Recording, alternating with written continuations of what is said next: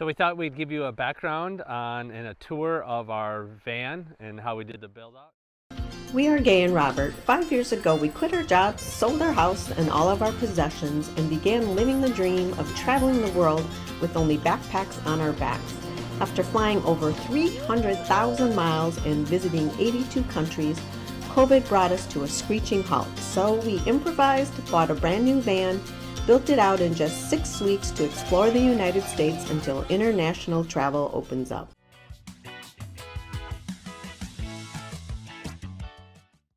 First, I'll explain a little bit. We had a 2006 Winnebago View that we had for about 8 years, traveled 115,000 miles, Alaska, all over the U.S., so on and so forth. But it was just a little too big for us. We didn't care for it as much, even though it was still on the Sprinter chassis. It didn't fit our needs. So we sold it about a year ago before we bought this. Of course, we were traveling internationally, so we didn't need anything back in the U.S. We were mainly gone, flying places. But then when COVID hit, we were stuck again in not a nomadic lifestyle as far as traveling internationally. So we decided to buy the Sprinter van. So this is a 2019 Sprinter cargo van, 4x4, so four-wheel drive. Nothing was outside of the front seats. There was no windows. We ended up cutting out the windows. There was a window actually in the slider. There was no windows all around. We ended up cutting out the inside of this and putting the windows in. It was fairly easy. We did it in probably about a day's time. We cut out all the spots and put all the windows in. No leaks. It's been fantastic. So that's where we started out, is putting in the windows.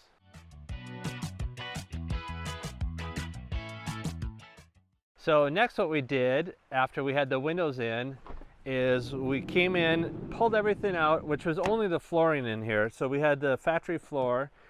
We pulled this out and we put truck bed liner paint underneath to protect it from any moisture that gets under there. This is actually very durable, very nice flooring, so we kept this in here. And we went ahead, and our whole concept of our build is to use this L-track, which is used on airplanes to put seating in, and you can move it back and forth easily. So I went through and notched out the flooring to put the L-track laid in there. So you see we have 3 that runs front to back through here, and this holds all our furniture and such inside.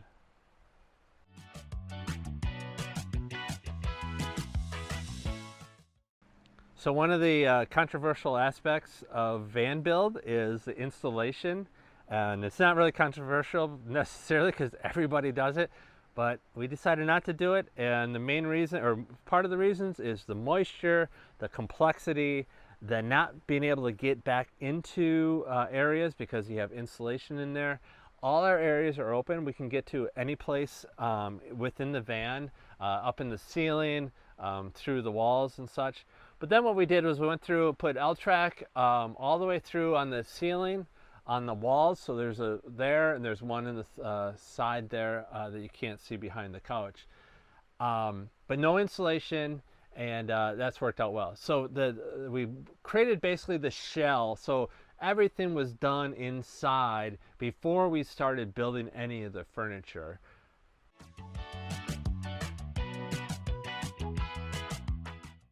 So for the ceiling, what we used is from Home Depot, and it's just the same flooring that you would put if you had a fitness area in your house. It's a rubberized flooring that just locks together. Actually worked out very well. So once we had that in, and that's also behind on the walls too, behind everything. So before we put any furniture in, it looked good. It was all basically what I call drywalled, so it was all set up for the build.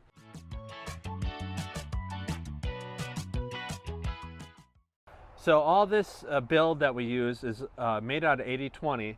It's extruded aluminum, and the aluminum is just cut into pieces, and then basically a rector set type of thing. It's all put together. There's a program out there, I think it's called MayCAD, and it's produced, I think, by a Dutch company. But anyway, it allows you to actually design the cabinetry exactly, and then it gives you the cuts. So you just go. We had a cutoff saw, and just do cutoff saw, and then basically piece it all together. So it really went fast. This for the panels we used. It's like a plastic composite material, and then we took it and made the cuts, and then it went ahead and painted those.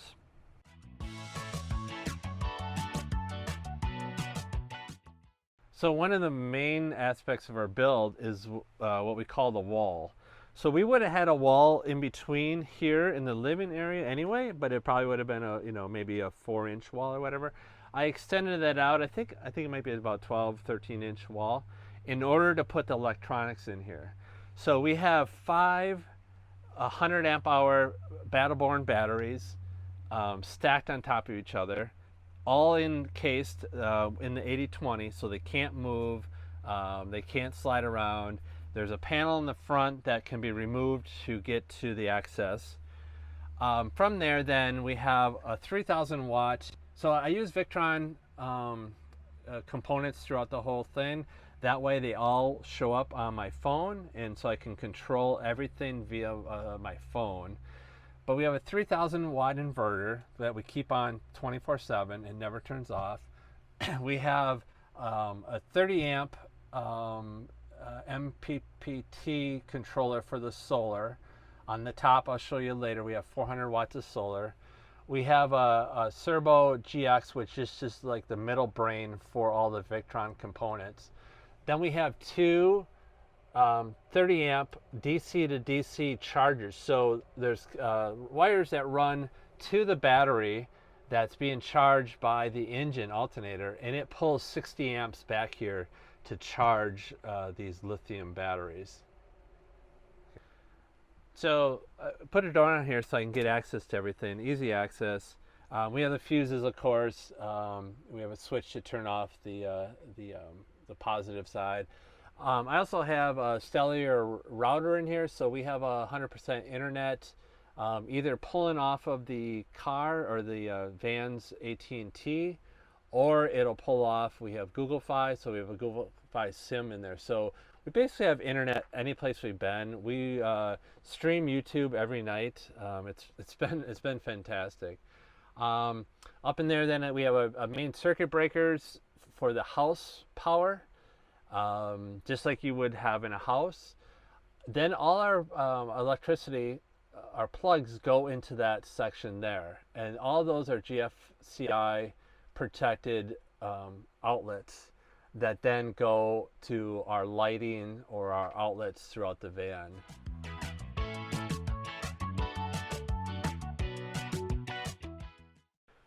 So next what we did was we created the bathroom back here. We wanted to have privacy. One of our concepts of our whole build, just like we had in the motorhome, was we like the living room feel. Normally vans have the bed in the back, and then they might have a garage underneath where they put their toys, their one wheels or their bikes and such. We didn't like that style. We liked the style of the living room. And we also wanted a private bathroom area. So what we did here is we took and we lined this section here. There's a wall here. All this section with waterproof tape. I think it's Flex Seal underneath there.